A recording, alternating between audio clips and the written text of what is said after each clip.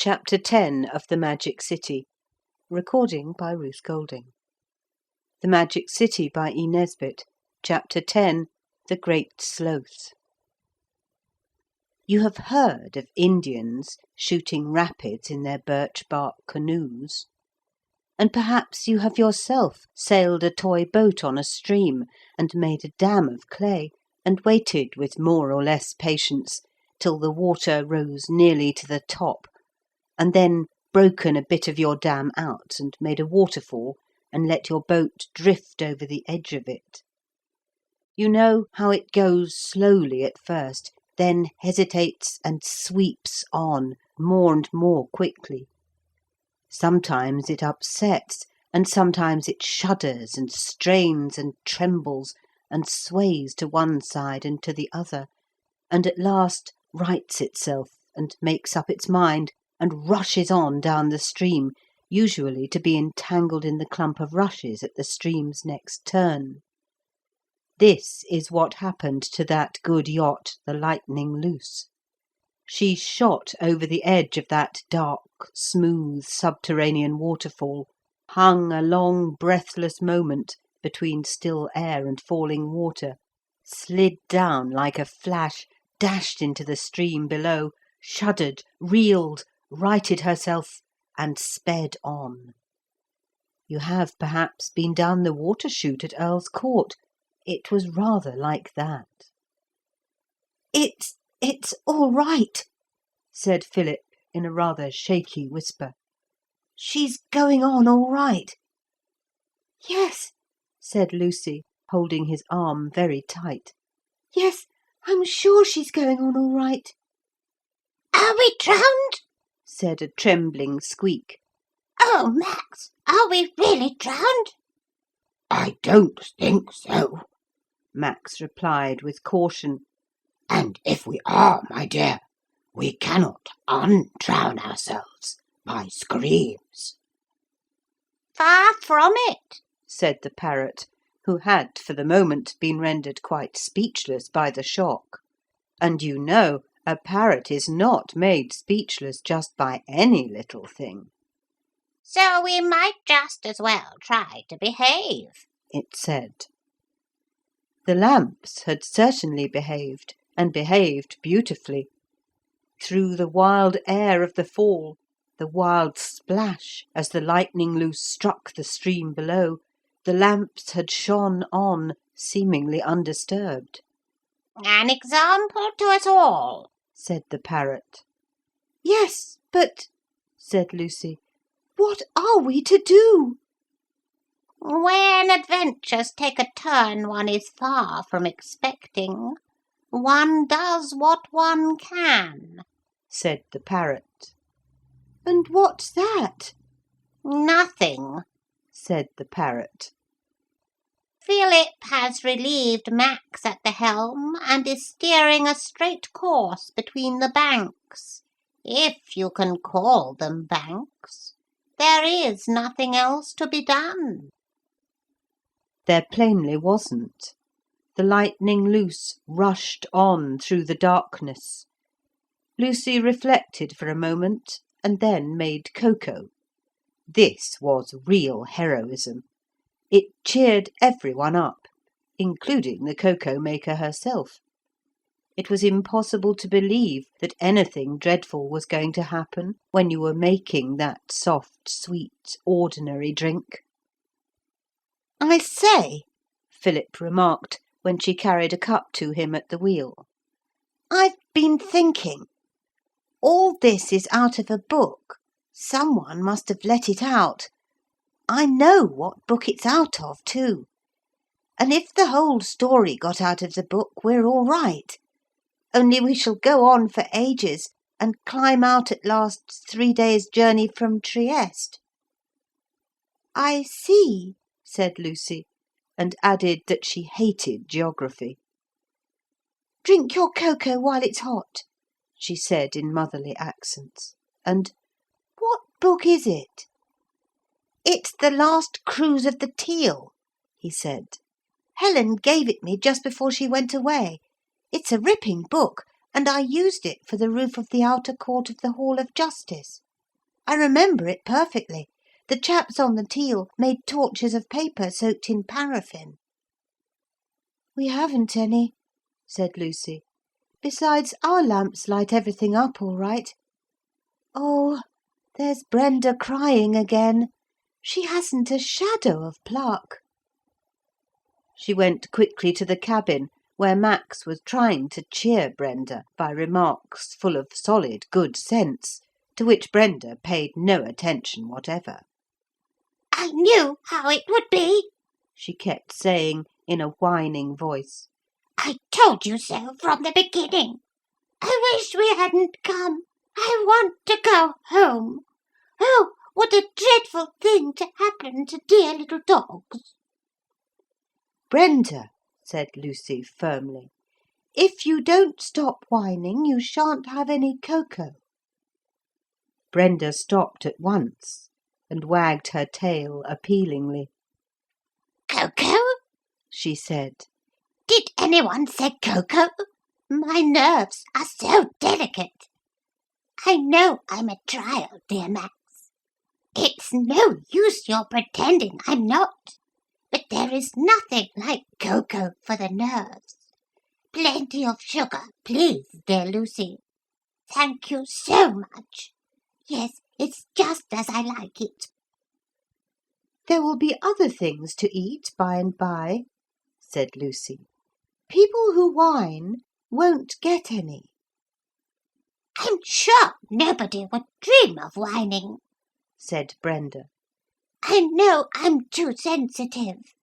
But you can do anything with dear little dogs by kindness. And as for whining, do you know, it's a thing I've never been subject to from a child, never. Max will tell you the same.' Max said nothing, but only fixed his beautiful eyes hopefully on the cocoa jug. And all the time the yacht was speeding along the underground stream, beneath the vast arch of the underground cavern. 'The worst of it is we may be going ever so far away from where we want to get to,' said Philip, when Max had undertaken the steering again. 'All roads,' remarked the parrot, 'lead to Somnolentia. And besides, the ship is travelling due north. At least so the ship's compass states. And I have no reason as yet for doubting its word.'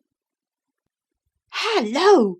cried more than one voice, and the ship shot out of the dark cavern into a sheet of water that lay spread under a white dome. The stream that had brought them there seemed to run across one side of this pool. Max, directed by the parrot, steered the ship into smooth water, where she lay at rest at last in the very middle of this great underground lake. 'This isn't out of the Cruise of the Teal,' said Philip. 'They must have shut that book.'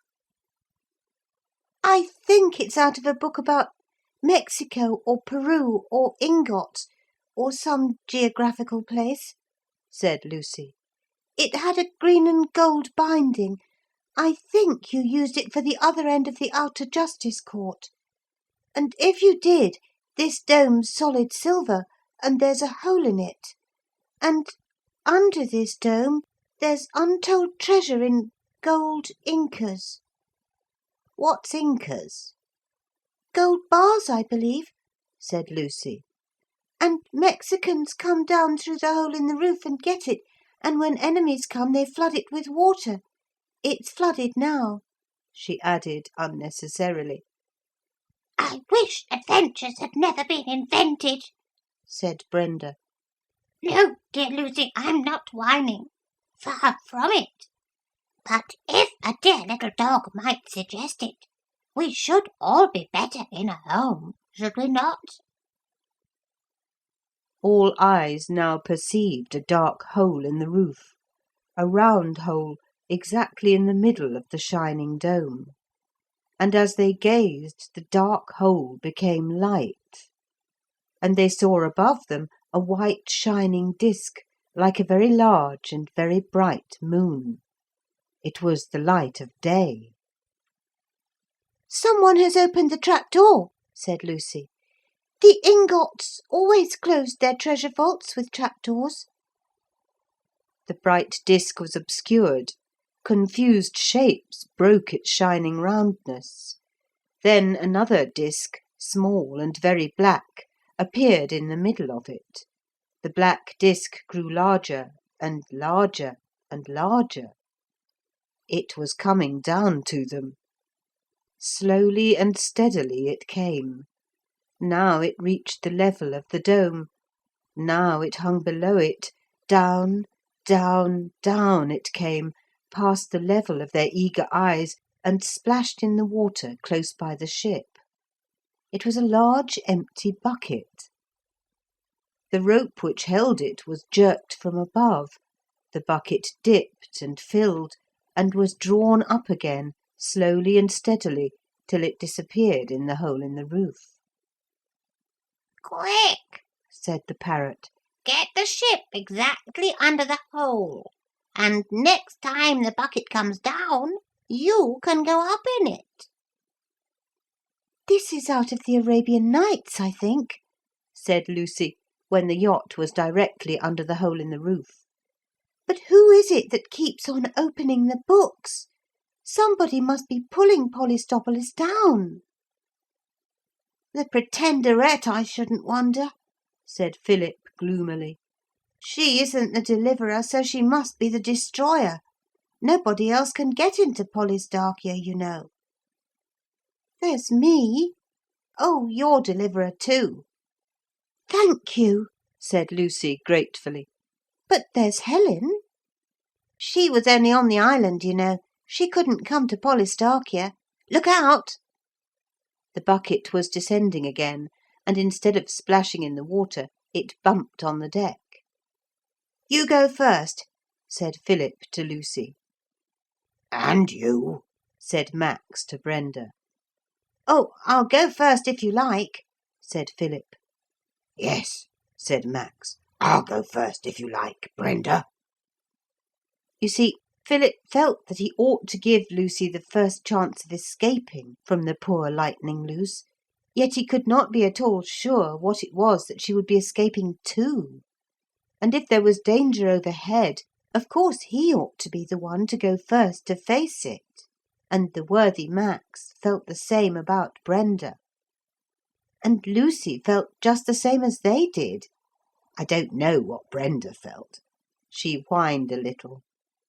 Then, for one moment, Lucy and Philip stood on the deck, each grasping the handle of the bucket and looking at each other. And the dogs looked at them, and the parrot looked at every one in turn. An impatient jerk and shake of the rope from above reminded them that there was no time to lose.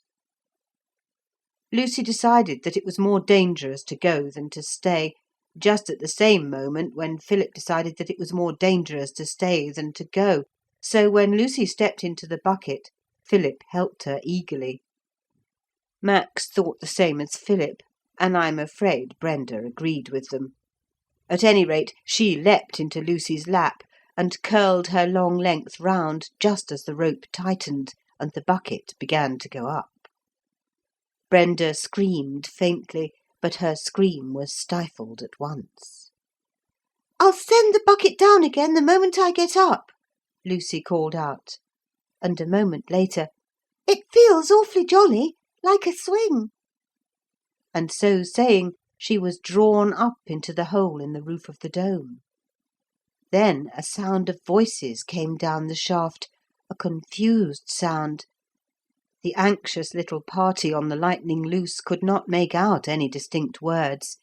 They all stood staring up, expecting, waiting for the bucket to come down again. "I hate leaving the ship," said Philip. "You shall be the last to leave her," said the parrot consolingly. "That is, if we can manage about Max without your having to sit on him in the bucket if he gets in first." "But how about you?" said Philip. A little arrogantly the parrot unfolded half a bright wing. "Oh," said Philip, enlightened and reminded. "Of course. And you might have flown away at any time, and yet you stuck to us. I say, you know, that was jolly decent of you." "Not at all," said the parrot with conscious modesty. "But it was," Philip insisted. "You might have—" "Hullo!" cried Philip. The bucket came down again with a horrible rush. They held their breaths and looked to see the form of Lucy hurtling through the air. But no, the bucket swung loose a moment in mid-air, then it was hastily drawn up, and a hollow metallic clang echoed through the cavern. "Brenda!" The cry was wrung from the heart of the sober, self-contained Max. "My wings and claws!" exclaimed the parrot. "Oh, bother!" said Philip. There was some excuse for these expressions of emotion. The white disk overhead had suddenly disappeared. Someone up above had banged the lid down, and all the manly hearts were below in the cave, and brave Lucy and helpless Brenda were above in a strange place, whose dangers those below could only imagine. "I wish I'd gone," said Philip. "Oh, I wish I'd gone."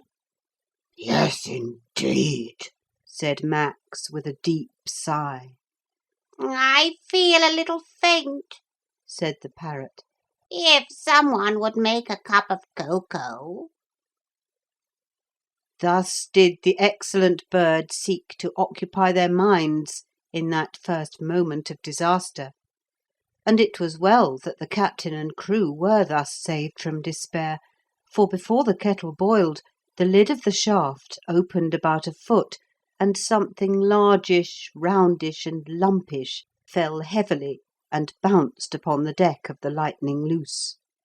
It was a pineapple, fresh, ripe, and juicy. On its side was carved in large letters of uncertain shape the one word, "Wait." It was good advice, and they took it. Really, I do not see what else they could have done in any case, and they ate the pineapple, and presently every one felt extremely sleepy. "Waiting is one of those things that you can do as well asleep as awake, or even better," said the parrot. 40 winks will do us all the good in the world." He put his head under his wing where he sat on the binnacle. "May I turn in alongside you, sir?" Max asked.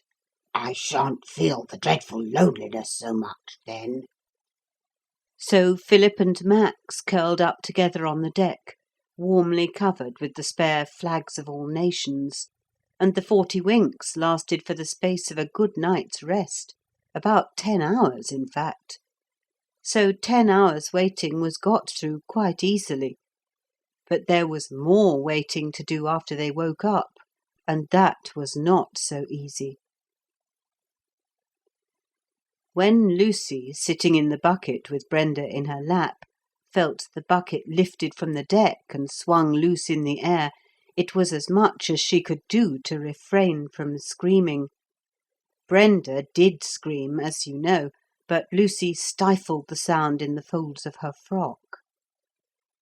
Lucy bit her lips, made a great effort, and called out that remark about the bucket swing, just as though she were quite comfortable. It was very brave of her, and helped her to go on being brave. The bucket drew slowly up and up and up, and passed from the silver dome into the dark shaft above. Lucy looked up. Yes, it was daylight that showed at the top of the shaft, and the rope was drawing her up towards it. Suppose the rope broke? Brenda was quite quiet now. She said afterwards that she must have fainted. And now the light was nearer and nearer. Now Lucy was in it, for the bucket had been drawn right up, and hands were reached out to draw it over the side of what seemed like a well. At that moment Lucy saw in a flash what might happen if the owners of the hands, in their surprise, let go the bucket and the windlass. She caught Brenda in her hands and threw the dog out onto the dry ground, and threw herself across the well parapet. Just in time, for a shout of surprise went up, and the bucket went down, clanging against the well sides. The hands had let go. Lucy clambered over the well side slowly, and when her feet stood on firm ground she saw that the hands were winding up the bucket again, and that it came very easily.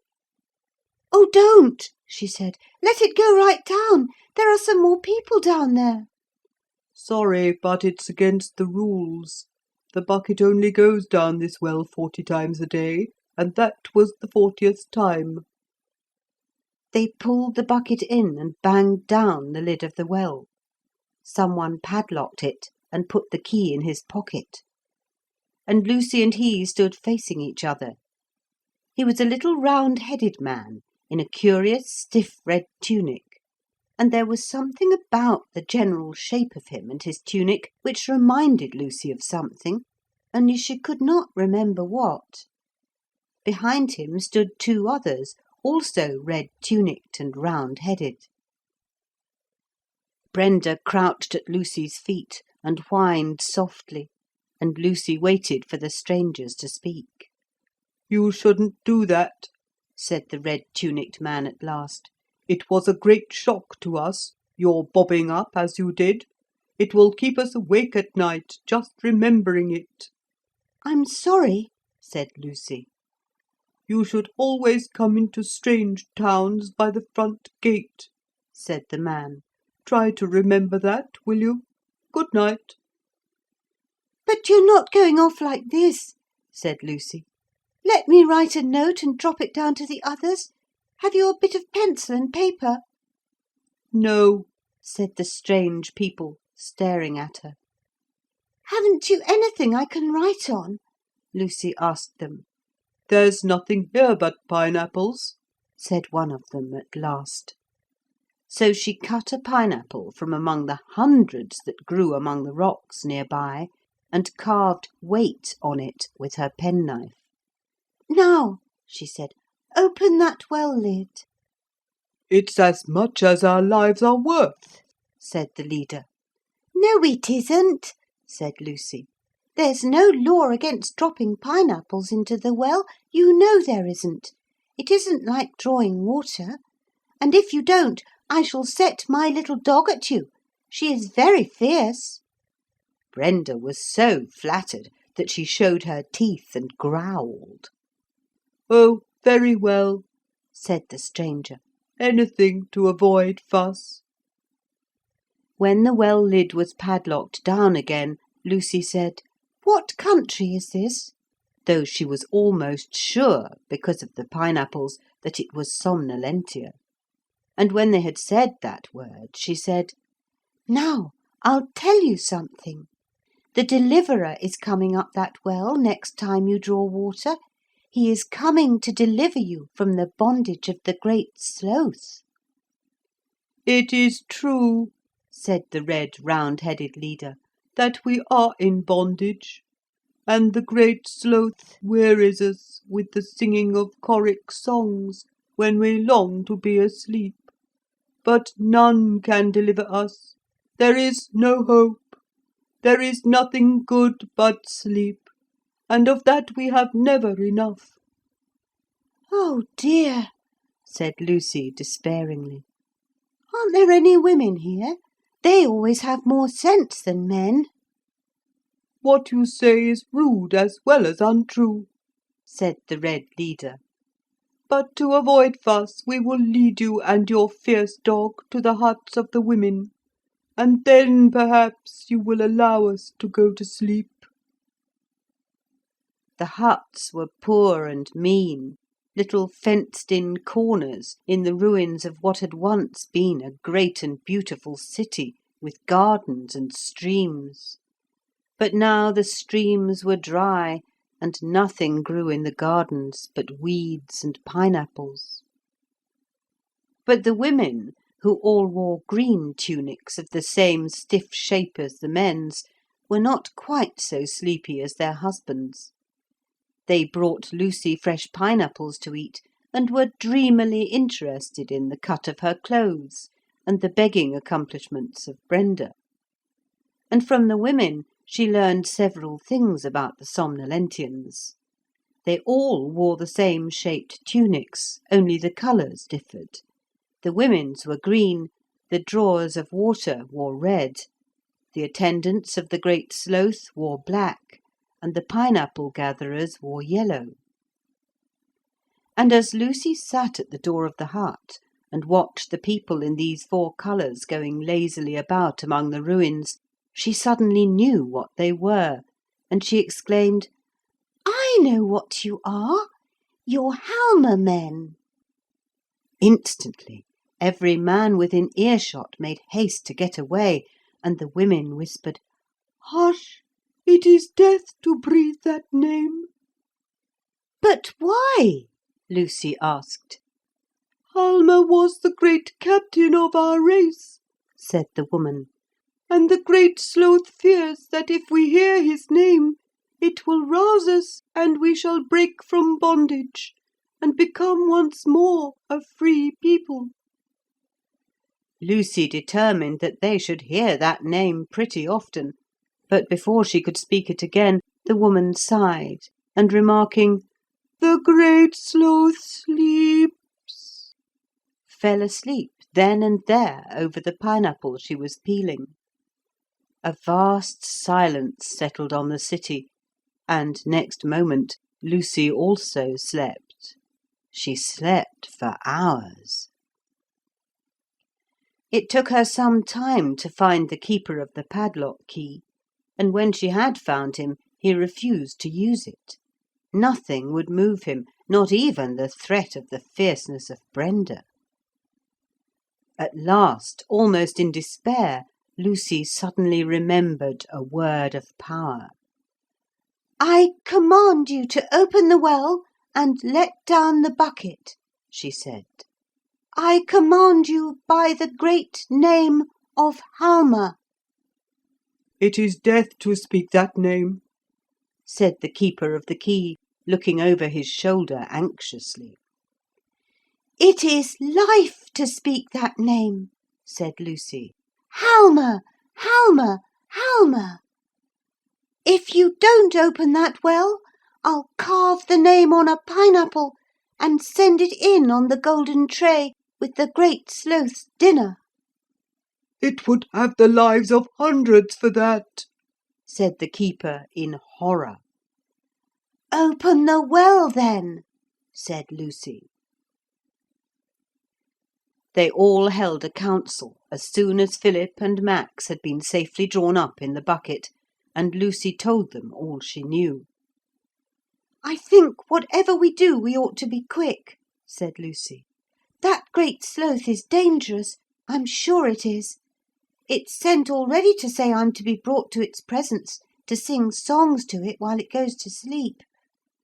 It doesn't mind me because it knows I'm not the deliverer. And if you'll let me, I believe I can work everything all right. But if it knows you're here, it'll be much harder." The degraded Halma men were watching them from a distance in whispering groups.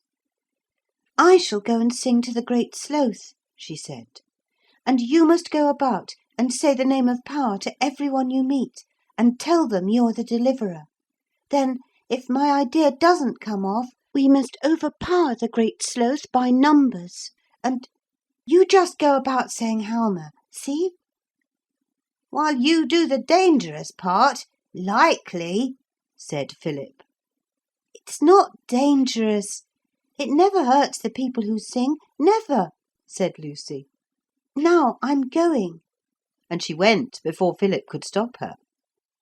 "Let her go," said the parrot. "She is a wise child." The temple of the Great Sloth was built of solid gold. It had beautiful pillars and doorways and windows and courts, one inside the other, each paved with gold flagstones. and in the very middle of everything was a large room which was entirely feather-bed. There the Great Sloth passed its useless life in eating, sleeping, and listening to music. Outside the Moorish arch that led to this inner room, Lucy stopped and began to sing. She had a clear little voice, and she sang Jockey to the Fair and Early One Morning, and then she stopped. And a great sleepy, slobbery voice came out of the room and said, "Your songs are in very bad taste. Do you know no sleepy songs?" "Your people sing you sleepy songs," said Lucy. "What a pity they can't sing to you all the time." "You have a sympathetic nature," said the Great Sloth, and it came out and leaned on the pillar of its door and looked at her with sleepy interest.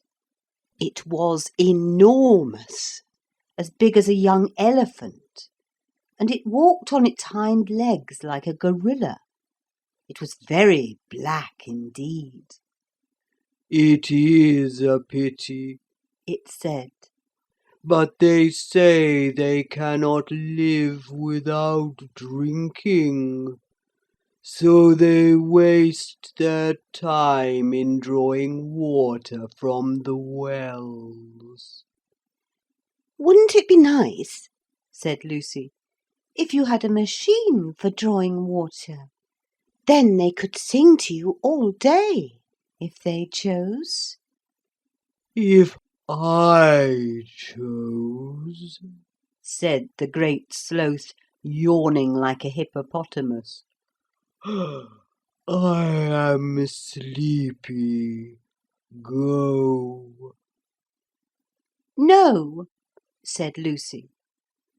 And it was so long since the Great Sloth had heard that word that the shock of the sound almost killed its sleepiness.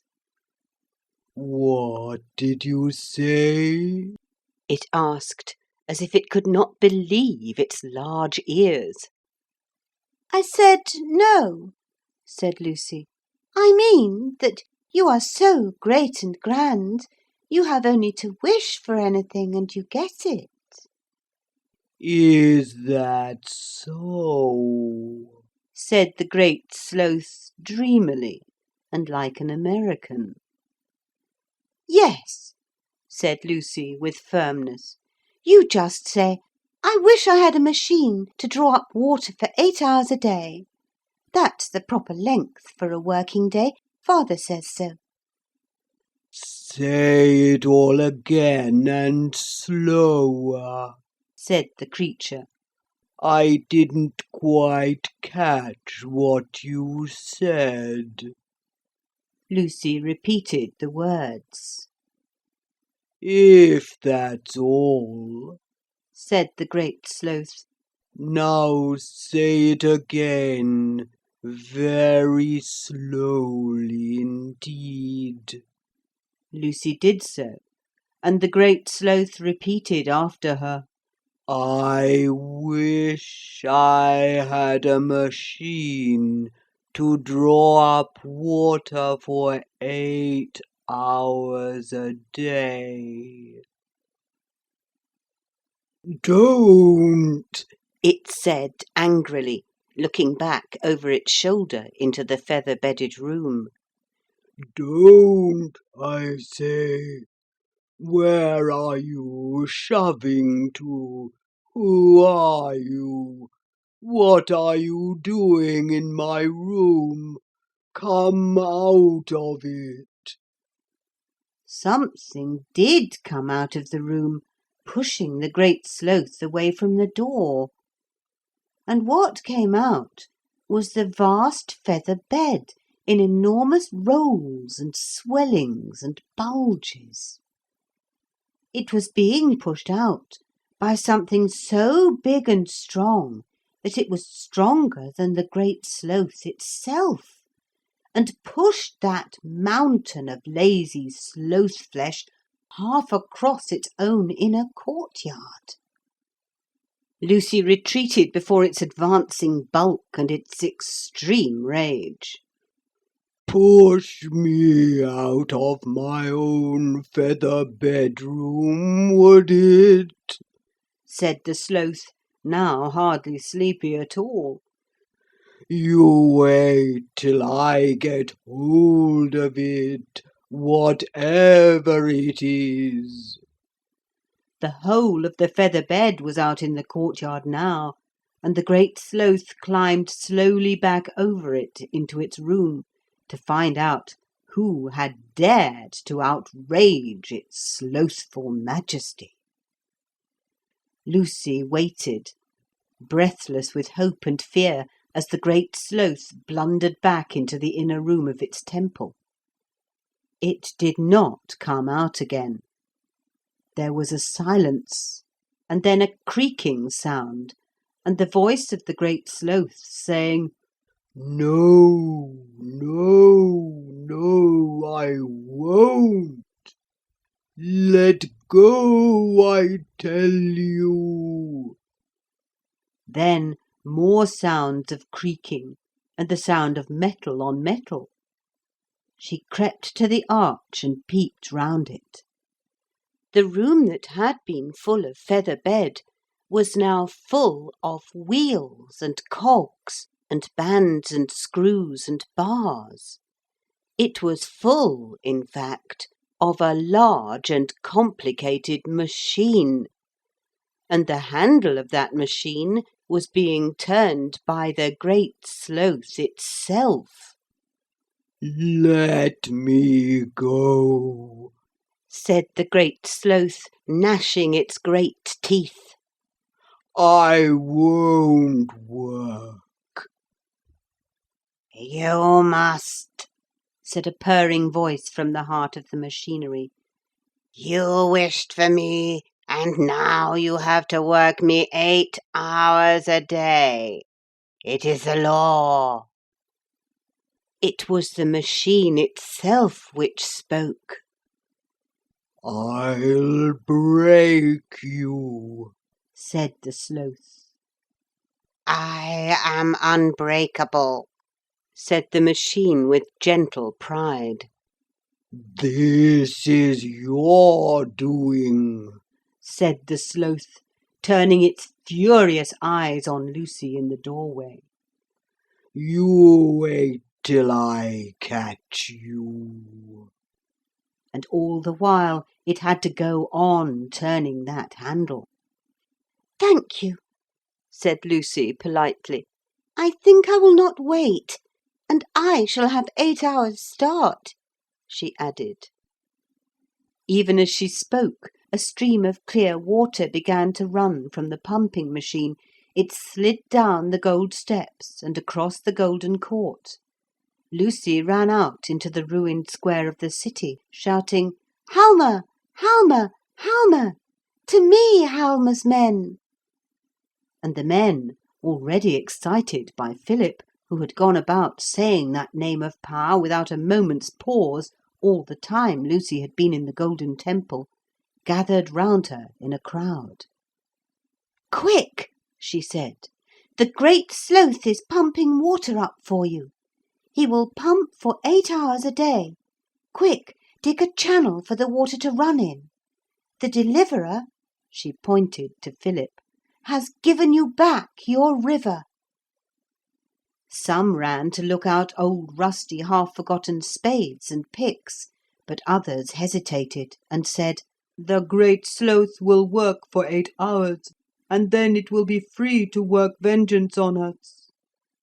I will go back, said Lucy, and explain to it that if it does not behave nicely, you will all wish for machine guns, and it knows now that if people wish for machinery, they have to use it.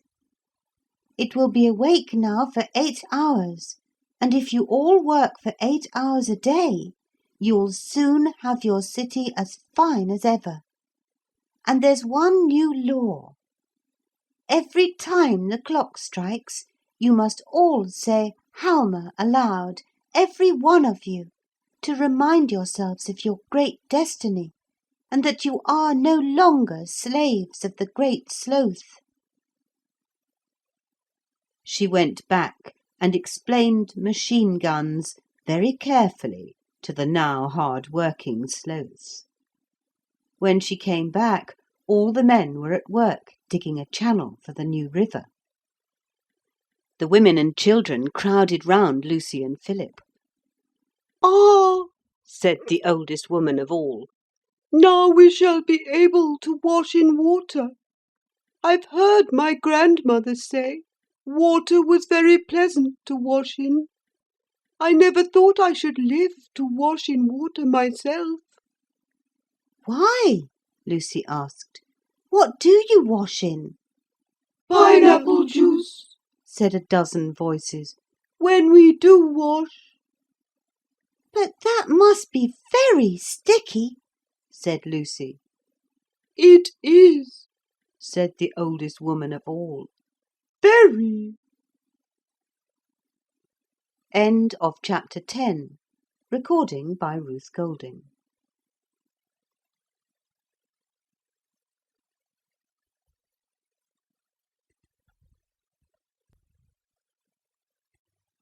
Chapter 11 of The Magic City. Recording by Ruth Golding.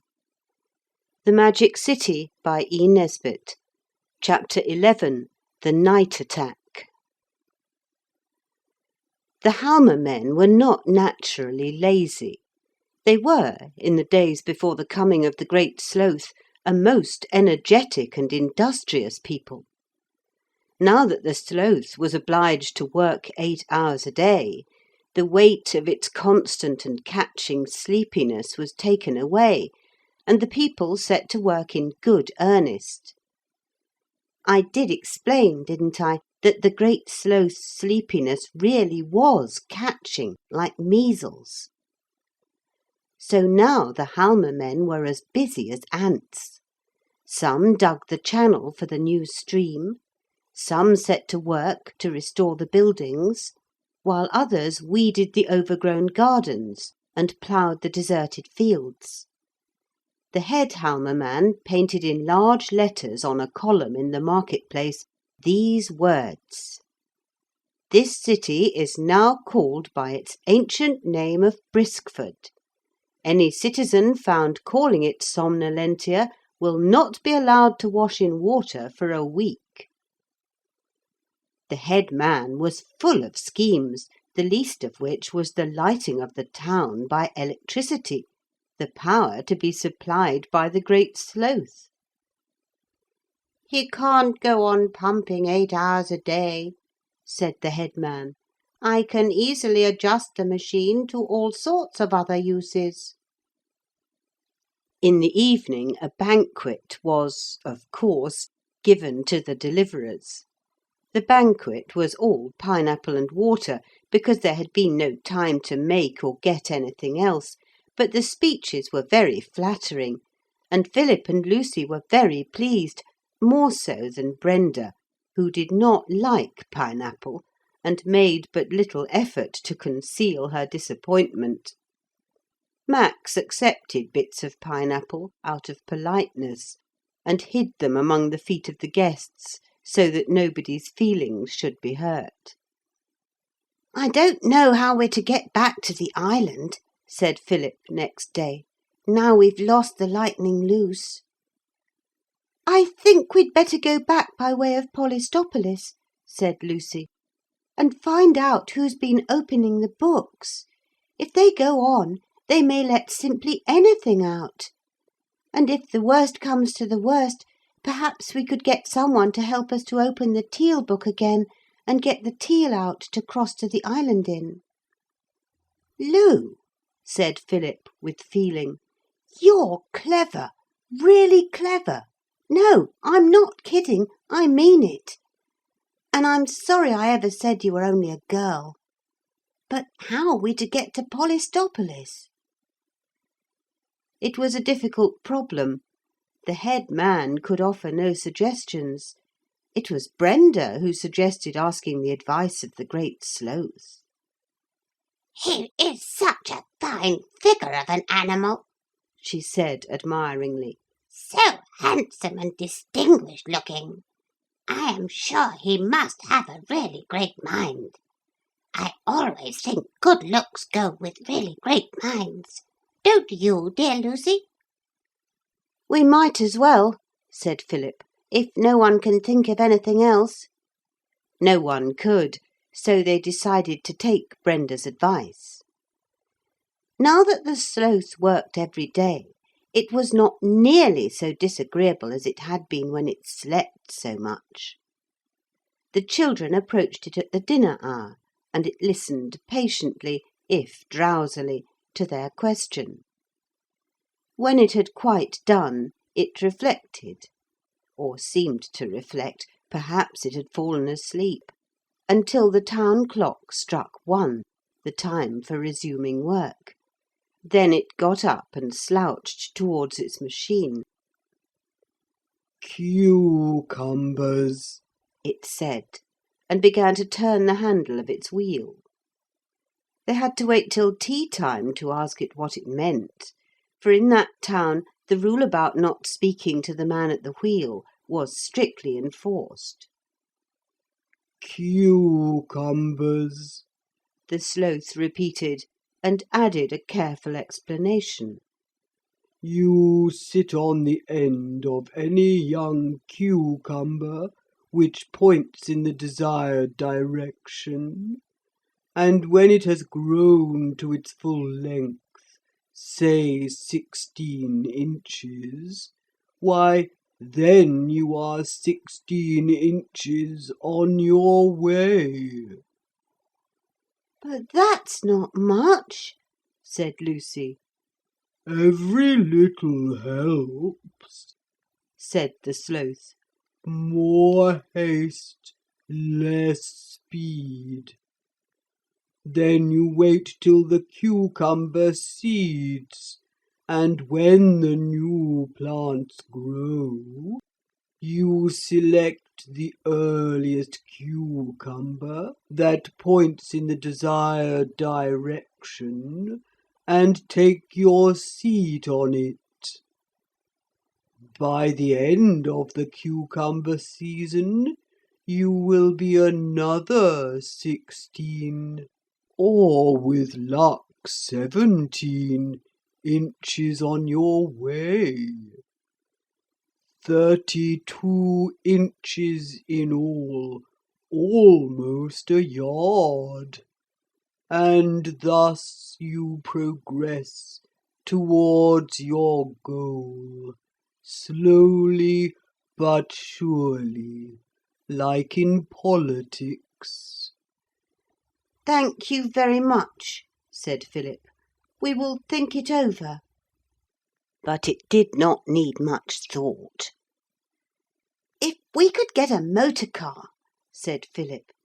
"If you can get machines by wishing for them."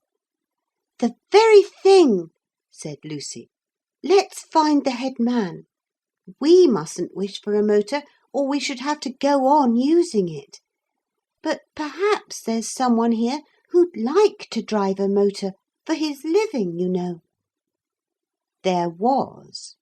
A Halma man with an inborn taste for machinery had long pined to leave the gathering of pineapples to others.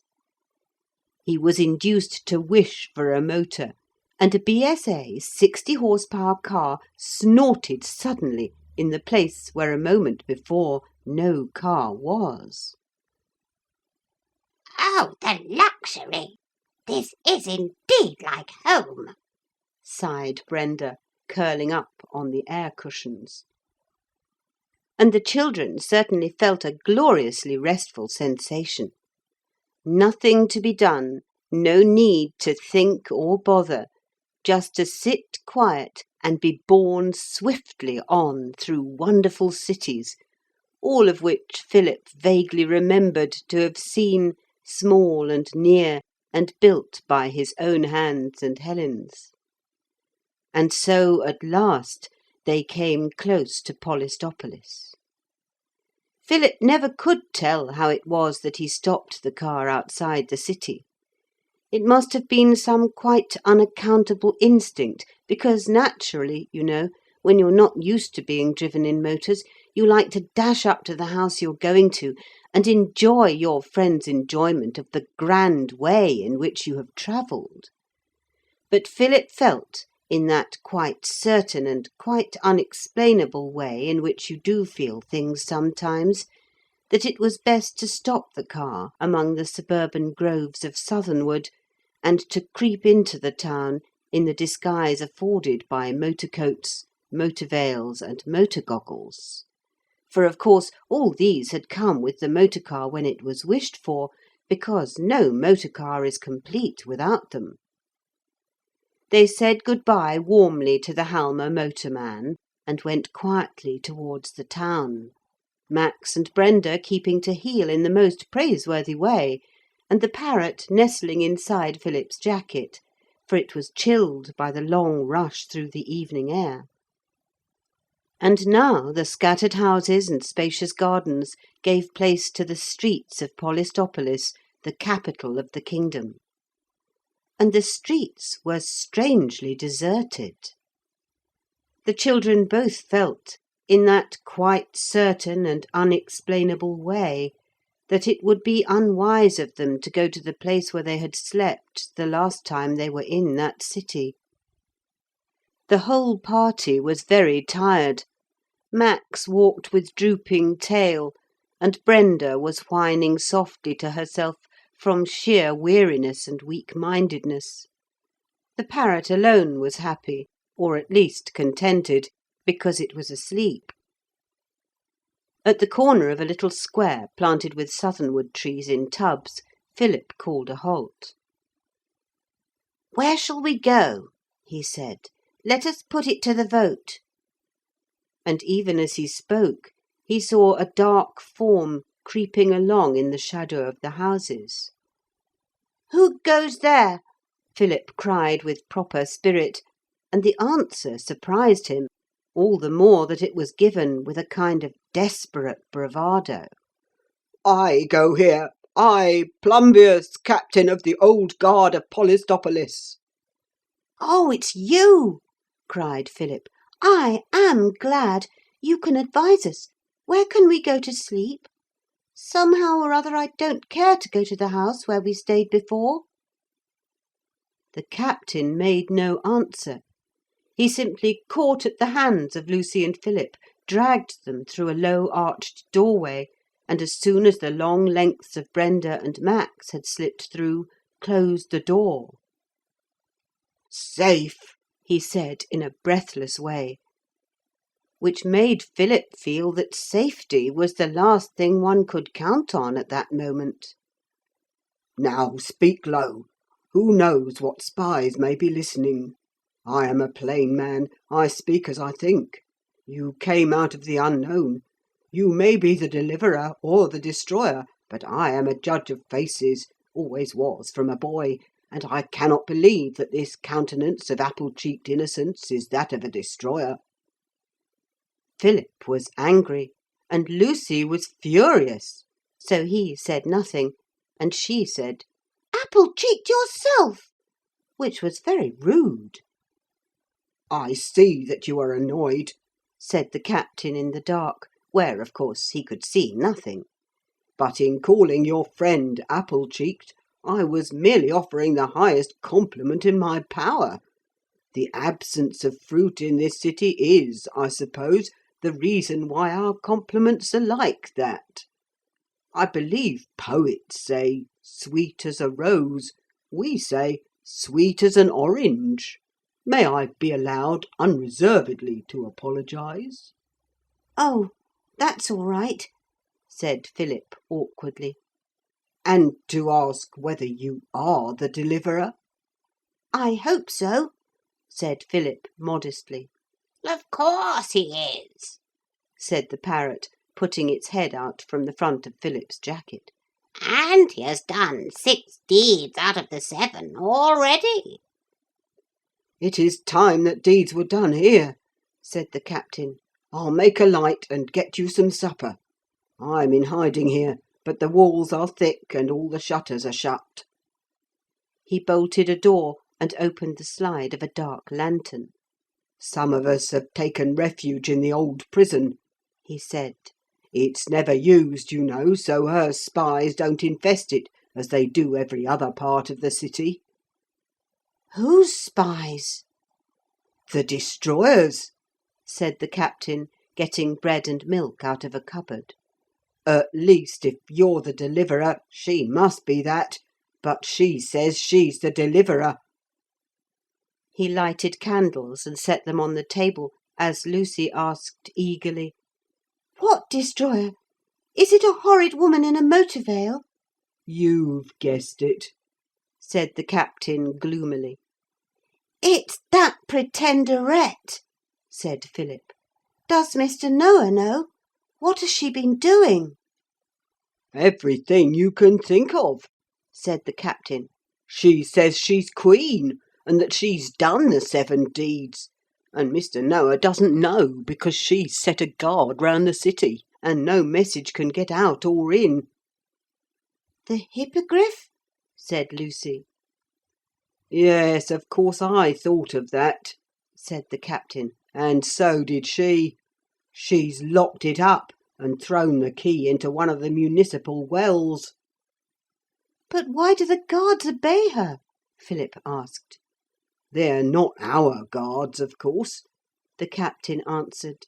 "They're strange soldiers that she got out of a book. She got the people to pull down the Hall of Justice by pretending there was fruit in the gigantic books it's built with.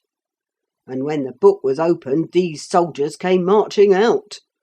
The Sequani and the Aedui, they call themselves.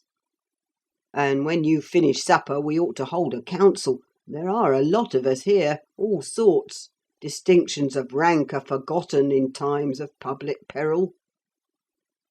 Some 20 or 30 people presently gathered in that round room from whose windows Philip and Lucy had looked out when they were first imprisoned. There were indeed all sorts: match servants, domino men, soldiers, Chinamen, Mr. Noah's 3 sons and his wife, a pirate, and a couple of sailors. "What book," Philip asked Lucy in an undertone, "did she get these soldiers out of?" "Caesar, I think," said Lucy, "and I'm afraid it was my fault. I remember telling her about the barbarians and the legions and things after father had told me, when she was my nurse, you know. She's very clever at thinking of horrid things to do, isn't she?" The council talked for 2 hours, and nobody said anything worth mentioning. When every one was quite tired out, every one went to bed. It was Philip who woke in the night in the grasp of a sudden idea. "What is it?" asked Max, rousing himself from his warm bed at Philip's feet. "I thought of something," said Philip in a low, excited voice. "I'm going to have a night attack." "Shall I wake the others?" asked Max, ever ready to oblige. Philip thought a moment, then, "No," he said. "It's rather dangerous, and besides, I want to do it all by myself. Lucy's done more than her share already. Look out, Max, I'm going to get up and go out." He got up and he went out. There was a faint greyness of dawn now, which showed him the great square of the city, on which he and Lucy had looked from the prison window, a very long time ago, as it seemed. He found without difficulty the ruins of the Hall of Justice. And among the vast blocks scattered on the ground was one that seemed of grey marble, and bore on its back, in gigantic letters of gold, the words De Bello Gallico. Philip stole back to the prison and roused the captain. "I want 20 picked men," he said, "without boots, and at once." He got them, and he led them to the ruins of the Justice Hall. "Now," he said, "raise the cover of this book. Only the cover, not any of the pages." The men set their shoulders to the marble slab that was the book's cover, and heaved it up. And as it rose on their shoulders, Philip spoke softly, urgently. "Caesar," he said, "Caesar." And a voice answered from under the marble slab. "Who calls?" it said. "Who calls upon Julius Caesar?" And from the space below the slab, as it were from a marble tomb, a thin figure stepped out, clothed in toga and cloak, and wearing on its head a crown of bays. "I called," said Philip, in a voice that trembled a little. "There's no one but you who can help. The barbarians of Gaul hold this city. I call on great Caesar to drive them away. No one else can help us." Caesar stood for a moment silent in the grey twilight. Then he spoke. "I will do it," he said. "You have often tried to master Caesar and always failed. Now you shall be no more ashamed of that failure, for you shall see Caesar's power. Bid your slaves raise the leaves of my book to the number of 15. It was done, and Caesar turned towards the enormous open book. "Come forth," he said. "Come forth, my legions." Then something in the book moved suddenly, and out of it, as out of an open marble tomb, came long lines of silent armed men, ranged themselves in ranks, and passing Caesar, saluted. And still more came, and more, each with the round shield and the shining helmet and the javelins and the terrible short sword. And on their backs were the packages they used to carry with them into war. "The barbarians of Gaul are loose in this city," said the voice of the great commander. "Drive them before you once more, as you drove them of old." "Whither, O Caesar?" asked one of the Roman generals. "Drive them, O Titus Labienus," said Caesar, "back into that book wherein I set them more than 1900 years ago, and from which they have dared to escape." "Who is their leader?" he asked of Philip. "The Pretenderette," said Philip. "A woman in a motor veil." "Caesar does not war with women," said the man in the laurel crown. "Let her be taken prisoner and brought before me." Low-voiced, the generals of Caesar's army gave their commands, and with incredible quietness the army moved away, spreading itself out in all directions. "She has caged the hippogriff," said Philip, "the winged horse, and we want to send him with a message." "See that the beast is freed," said Caesar, and turned to Plumbius, the captain. "We be soldiers together," he said. "Lead me to the main gate. It is there that the fight will be fiercest." He laid a hand on the captain's shoulder, and at the head of the last legion, Caesar and the captain of the soldiers marched to the main gate. End of chapter 11. Recording by Ruth Golding. Chapter 12 of The Magic City. The Magic City by E. Nesbit. Chapter 12. The End. Philip tore back to the prison, to be met at the door by Lucy. "I hate you," she said briefly, and Philip understood. "I couldn't help it," he said. "I did want to do something by myself." And Lucy understood. "And besides," he said, "I was coming back for you. Don't be snarky about it, Lou. I've called up Caesar himself, and you shall see him before he goes back into the book. Come on. If we're sharp, we can hide in the ruins of the Justice Hall and see everything. I noticed there was a bit of the gallery left standing. come on. I want you to think what message to send by the hippogriff to Mr. Noah." "Oh, you needn't trouble about that," said Lucy in an off-hand manner. "I sent the parrot off ages ago." "And you never told me? Then I think that's quits, don't you?" Lucy had a short struggle with herself. You know those unpleasant and difficult struggles, I am sure, and said, "Righto." And together they ran back to the Justice Hall. The light was growing every moment, and there was now a sound of movement in the city. Women came down to the public fountains to draw water, and boys swept the paths and doorsteps.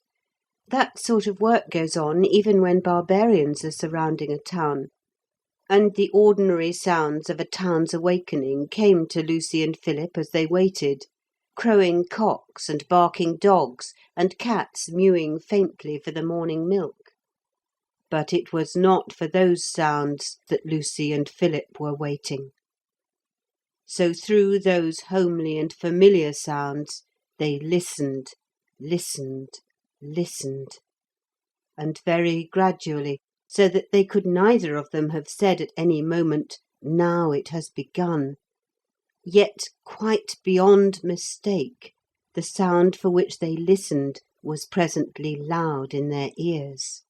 And it was the sound of steel on steel, the sound of men shouting in the breathless moment between sword stroke and sword stroke, the cry of victory and the wail of defeat. And presently the sound of feet that ran. And now a man shot out from a side street and ran across the square towards the Palace of Justice, where Lucy and Philip were hidden in the gallery.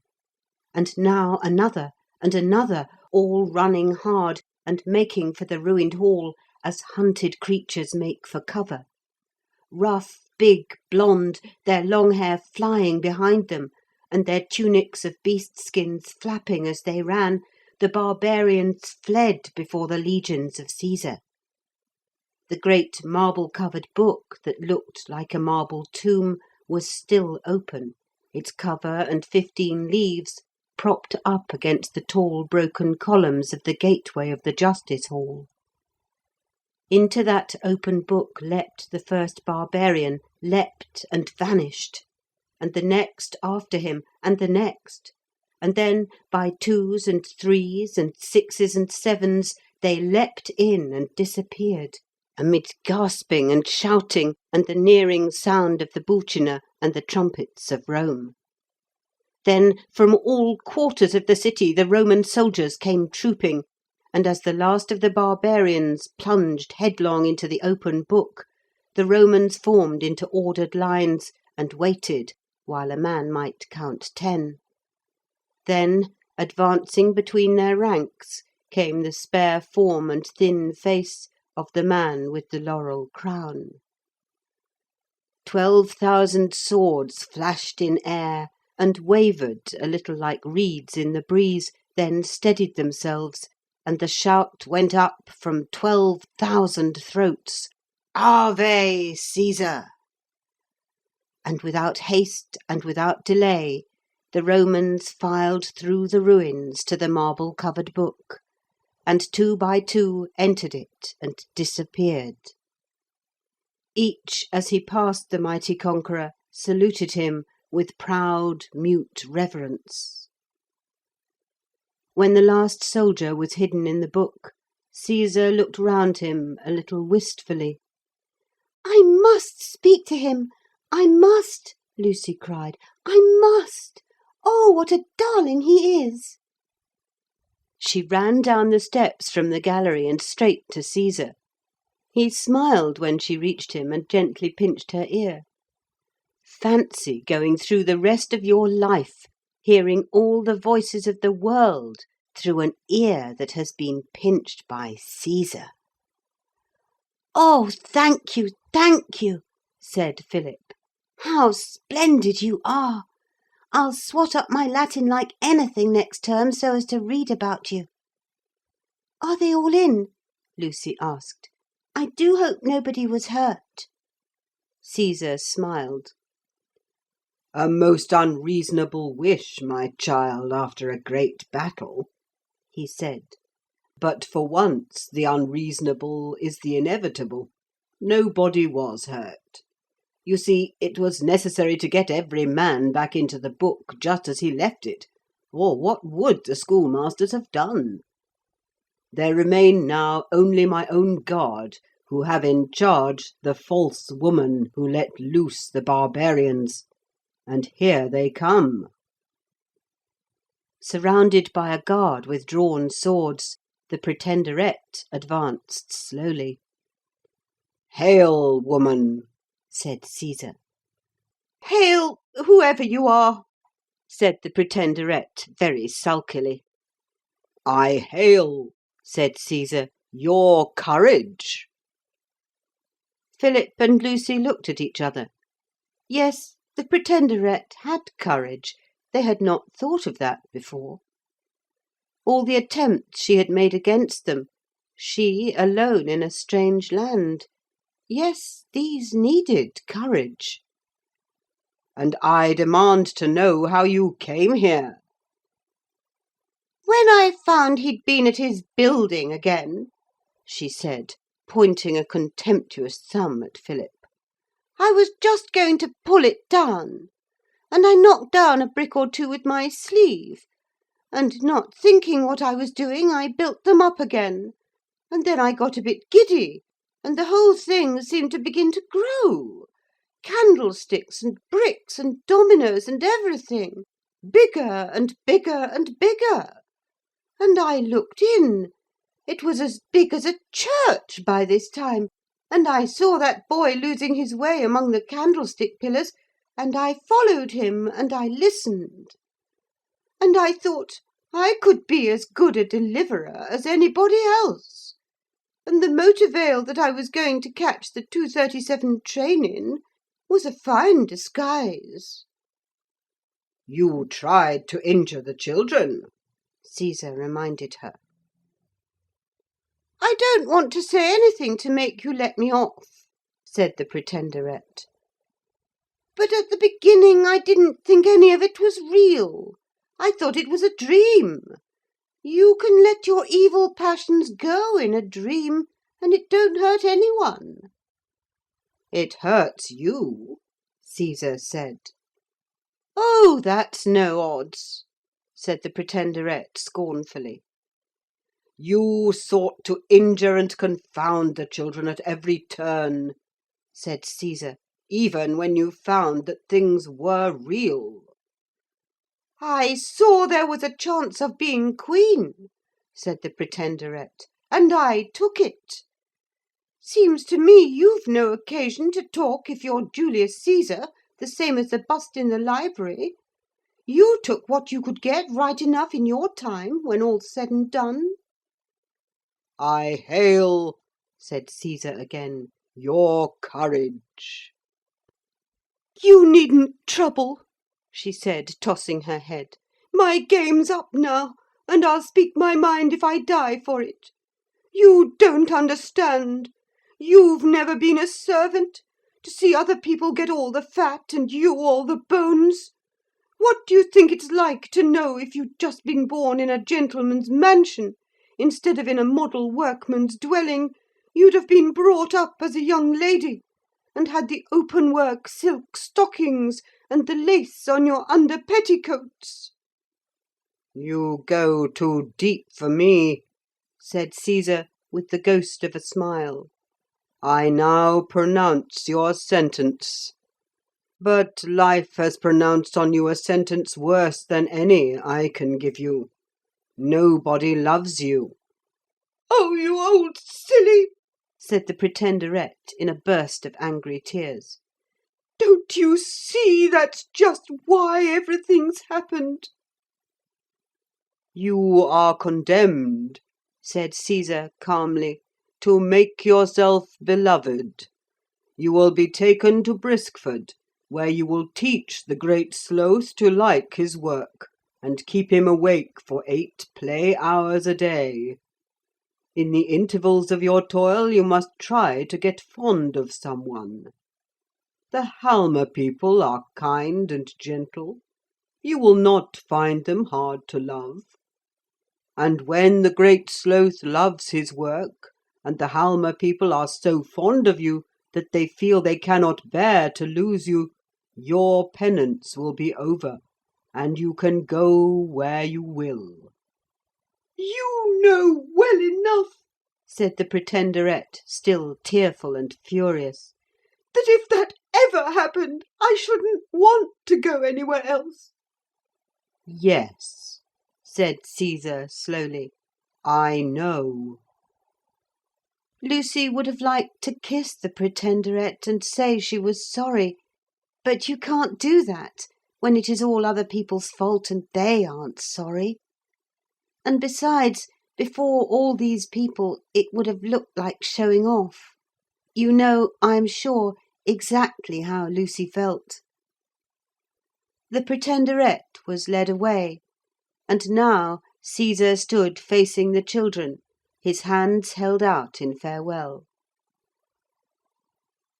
The growing light of early morning transfigured his face, and to Philip it suddenly seemed to be most remarkably like the face of that man, Mr. Peter Graham, whom Helen had married.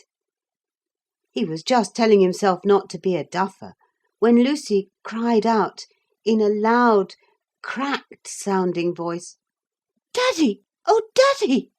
and sprang forward. And at that moment the sun rose above the city wall, and its rays gleamed redly on the helmet and the breastplate and the shield and the sword of Caesar. The light struck at the children's eyes like a blow. Dazzled, they closed their eyes, and when they opened them, blinking and confused, Caesar was gone, and the marble book was closed for ever. 3 days later Mr. Noah arrived by elephant, and the meeting between him and the children is, as they say, better imagined than described. Especially as there is not much time left now for describing anything. Mr. Noah explained that the freeing of Polistopolis from the Pretenderette and the barbarians counted as the 7th deed, and that Philip had now attained the rank of king, the deed of the Great Sloth having given him the title of Prince of Pineapples. His expression of gratitude and admiration were of the warmest, and Philip felt that it was rather ungrateful of him to say, as he couldn't help saying, "Now I've done all the deeds, mayn't I go back to Helen?" "All in good time," said Mr. Noah. "I will at once set about the arrangements for your coronation." The coronation was an occasion of unexampled splendour. There was a banquet, of course, and fireworks, and all the guns fired salutes, and the soldiers presented arms, and the ladies presented bouquets. And at the end, Mr. Noah, with a few well-chosen words which brought tears to all eyes, placed the gold crown of Polistarchia upon the brow of Philip, where its diamonds and rubies shone dazzlingly. There was an extra crown for Lucy, made of silver and pearls and pale silvery moonstones. You have no idea how the Polistarchians shouted. "And now," said Mr. Noah when it was all over, "I regret to inform you that we must part. Polistarchia is a republic, and of course in a republic kings and queens are not permitted to exist. Partings are painful things, and you had better go at once." He was plainly very much upset. "This is very sudden," said Philip. And Lucy said, "I do think it's silly. How shall we get home, all in a hurry like this?" "How did you get here?" "By building a house and getting into it." "Then build your own house.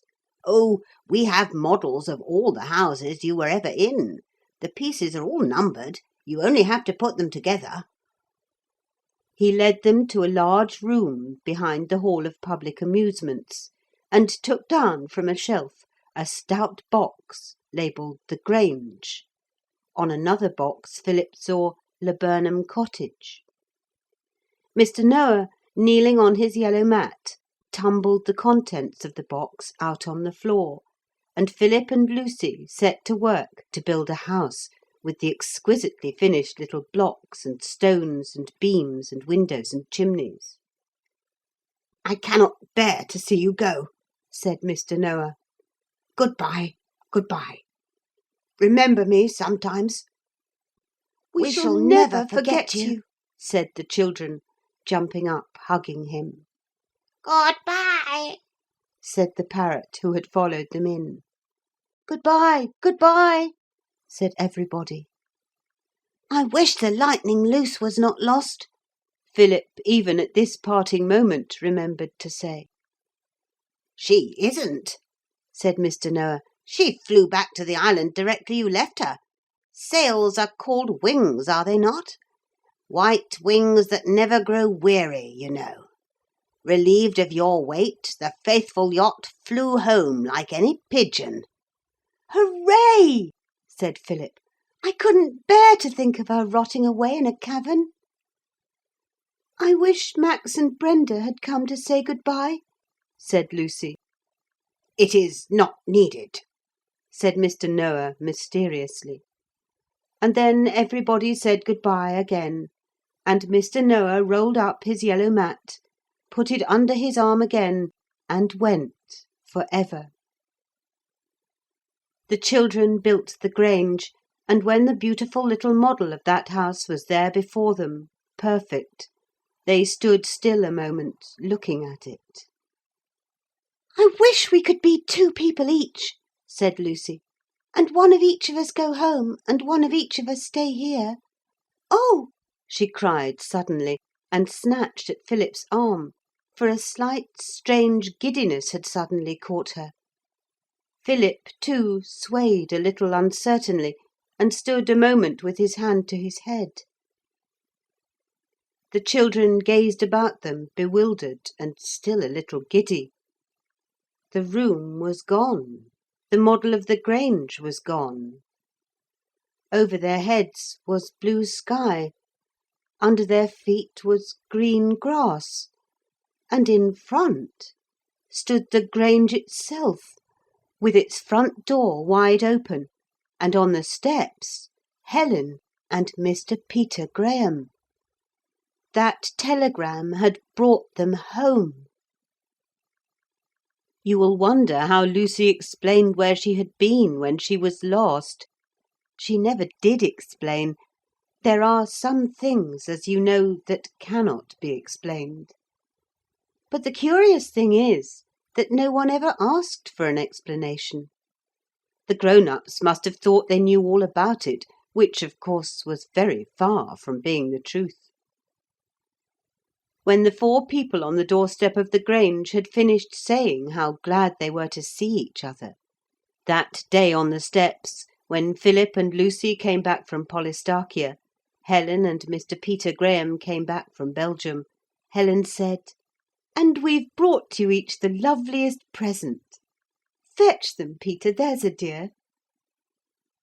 Mr. Peter Graham went to the stable yard, and came back followed by 2 long tan dachshunds, who rushed up to the children, frisking and fawning in a way they well knew.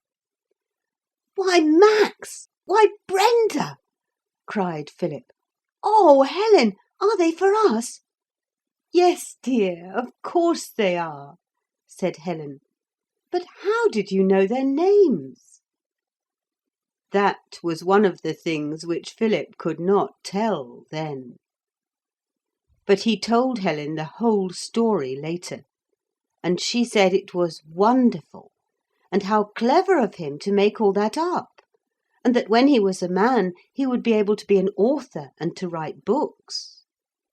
"And do you know," she said, "I did dream about the island. Quite a long dream, only when I woke up I could only remember that I'd been there and seen you. But no doubt I dreamed about Mr. Noah, and all the rest of it as well, only I forgot it. And Max and Brenda, of course, loved every one. Their characters were quite unchanged, only the children had forgotten the language of animals, so that conversation between them and the dogs was for ever impossible. But Max and Brenda understand every word you say. Any one can see that. You want to know what became of the red-headed, steely-eyed nurse, the Pretenderette, who made so much mischief and trouble? Well, I suppose she is still living with the Halma folk, teaching the Great Sloth to like his work, and learning to be fond of people, which is the only way to be happy. At any rate, no one that I know of has ever seen her again anywhere else. The End of the Magic City by E. Nesbit. Recording by Ruth Golding.